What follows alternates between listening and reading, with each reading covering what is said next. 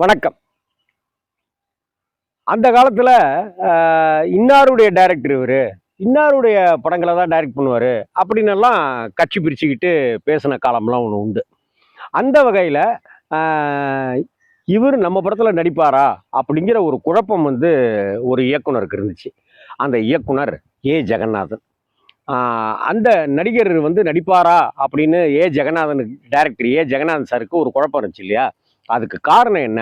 அப்படின்னு சொன்னாக்க, அவர் எம்ஜிஆர் படங்கள்லயே பல படங்கள்ல ஒர்க் பண்ணியிருக்கிறவர். எம்ஜிஆருடைய இதயக்கனி படத்த டைரக்ட் பண்ணினாரு. அதற்கு முன்னாடி எம்ஜிஆருடைய பல படங்கள், பா. நீலகண்டன் டைரக்ட் பண்ணின படமா இருக்கட்டும், மற்றவர்கள் டைரக்ட் பண்ண படமா இருக்கட்டும், அதுல நெறைய படங்கள்ல உதவி இயக்குனராக ஜெகநாதன் அவர்கள் இருந்தவர்.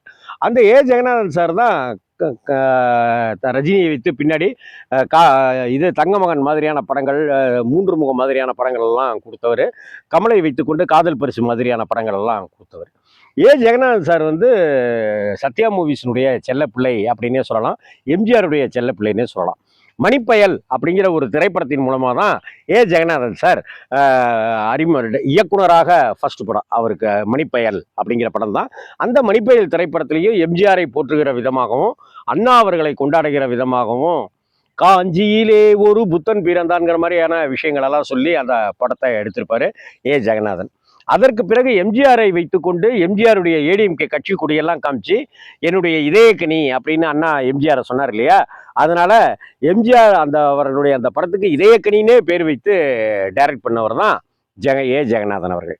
அப்படி இருக்கிற அவர் வந்து அதுக்கப்புறம் எம்ஜிஆர் ஆட்சிக்கு போயிடுறாரு. அதுக்கப்புறம் இவரும் படங்கள் டைரக்ட் பண்ண ஆரம்பிச்சிடாரு. பல பேரை வைத்தெல்லாம் எடுக்கிறாரு அவரு. அப்படி எடுத்துட்டு இருக்கிற அந்த சமயத்துல ஒரு நிறுவனம் வந்து மலையாள படத்தினுடைய உரிமையை வாங்குறாங்க. அந்த படம் வந்து 1982வது வருஷம் ஒரு பிளாக் அண்ட் ஒயிட் படமா வந்து கேரளாவில் ரிலீஸ் ஆகி மிகப்பெரிய தாக்கத்தை வரவேற்பை பெற்ற படம் அது. பிரேம் நசீர் சார் நடித்த படம். தமிழ் இது இந்திய திரையுலகில் ஒரு கதாநாயகன் வந்து 500 படங்களை தாண்டிலாம் நடிச்சாருங்கிற ஒரு பெருமைக்குரியவர் வந்து பிரேம் நசீர் சார். அந்த பிரேம் நசீர் நடித்த அந்த பிளாக் அண்ட் ஒயிட் படம் 1942 வந்து மிகப்பெரிய ஹிட் அடிச்சுது. அந்த படத்தோட பேரு போஸ்ட்மார்ட்டம். அந்த படத்தை தமிழ்ல எடுக்கிறதுக்கு இங்க இருக்கிற நிறுவனம் வந்து காப்பிரைட்ஸ் அந்த உரிமையை வாங்கிட்டாங்க. ரீமேக் பண்ற உரிமையை வாங்கிட்டாங்க. அப்ப ஜெகநாதனை வச்சு இந்த படத்தை எடுக்கலாம் அப்படின்ற முடிவுக்கு வந்துட்டாங்க. ஜெகநாதன் இந்த படத்தை பார்த்துட்டு இந்த கதையெல்லாம் கேட்டுட்ட பிற்பாடு இந்த படத்துல வந்து சிவாஜி சார் இந்த கேரக்டர்ல நடிச்சாதான் நல்லா இருக்கும் அப்படின்னு ஜெகநாதன் சார் சொல்றாரு. ஆனா சிவாஜி சார் ஒத்துக்குவாரா அப்படிங்கிற ஒரு சந்தேகம் வந்து டைரக்டருக்கு இருக்கு. நான் எம்ஜிஆர் கூடாரத்திலே வளர்ந்துட்டேங்க. அதனால சிவாஜி அண்ணன் இதை ஒத்துக்குவாரா என்னன்னு தெரில. ஆனால் அவர் நடித்தாதான் நல்லாயிருக்கும் அப்படின்னு ஜெகநாதன் சொல்கிறார். உடனே தயாரிப்பாளர்கள் என்ன பண்ணுறாங்க, சிவாஜி சார்கிட்ட போய் இந்த மாதிரி ஒரு படம், ஆமாம்மா பிரேம் நசீர் படம் நல்ல பிரமாதமான கதையாச்சே அப்படின்னு சொல்லிட்டு அந்த படத்தை பற்றி நல்லாவே தெரியுங்கிறதுனால அவர் அந்த படத்தை பற்றி ஸ்லாகிச்சு சிவாஜி கணேசன் சார் சொல்கிறார். அப்படிப்பட்ட சொல்லிட்ட பிற்பாடு இது மாதிரி இந்த படத்தை வந்து ஜெகநாதன் டைரக்டருக்கு நாங்கள் முடிவு பண்ணிட்டோம். ஒன்று, இந்த படத்தை எடுக்கணும்னு நாங்கள் முடிவு பண்ணி உரிமையை வாங்கிட்டோம். போஸ்ட்மார்ட்டம் அப்படிங்கிற படத்தை வாங்கிட்டோம். ரெண்டாவது, இந்த படத்தை ஜெகநாதன் தான் டைரக்ட் பண்ணணும் அப்படிங்கிறதையும் நாங்கள் ஃபிக்ஸ் ஆக்கிக்கிட்டோம். ஆனால் அந்த ஜெகநாதன் வந்து இந்த கதாபாத்திரத்துக்கு சிவாஜி சார் நடிச்சா நல்லா இருக்கும், வேற யாரும் அந்த அளவுக்கு நல்லா இருக்காது அப்படின்னு ஜெகநாதன் சொல்றாரு. ஆனா உங்களுக்கும் அவருக்கும் பெரிய பழக்கமோ பரிச்சயமோ இல்லைங்கிறதுனால தவிக்கிறாரு. ஆனா நீங்க இருந்தாதான் இந்த படம் நல்லா இருக்கும் அப்படின்னு சொல்லி இயக்குனர் சொன்னதை வந்து தயாரிப்பாளர்கள் வந்து சிவாஜி கணேசன் சார்கிட்ட சொல்றாங்க. இதுல என்ன அது நடிச்சுட்டா போச்சு அப்படின்னு இருக்காரு. ஒன்றும் உங்களுக்கு ஒன்றும் இது இல்லையா? நாங்கள் என்ன இப்படி கேட்டீங்க? எம்ஜிஆரை வந்து சிவாஜி வந்து அண்ணன் தான் கூப்பிடுவார். சிவாஜியினுடைய மகன்கள் பிரபுவும் ராம்குமாரும் எம்ஜிஆர் அவர்களை பெரியப்பான் தான் கடைசி காலம் வரைக்கும் கூப்பிட்டு இருந்தாங்க. அந்த அளவுக்கு எம்ஜிஆரும் சிவாஜியும் சினிமாவில் மோதிக்கொள்கிற ஒரு பிரம்மாண்ட ஹீரோக்களாக இருந்தாலும் கூட சிவாஜி அவர்கள் தன்னை விட வயது மூத்தவரான எம்ஜிஆரை சொந்த அண்ணனாக நினைச்சு தான் பழகிட்டு இருந்தார்.